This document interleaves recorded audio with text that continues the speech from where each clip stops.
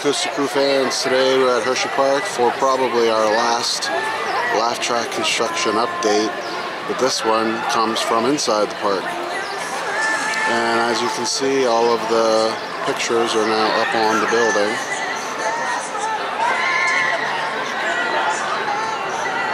And this is the exit and possibly a alternate entrance. They're going to have at least two entrances, one for regular and one specifically for ADA handicap. So I'm not exactly sure which is which. They don't have any signs up yet.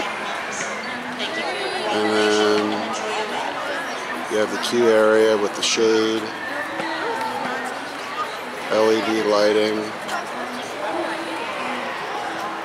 and nice big fan to keep you cool. And this is the other queue entrance.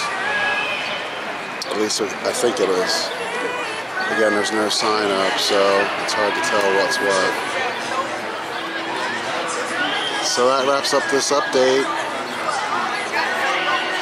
Thanks for watching.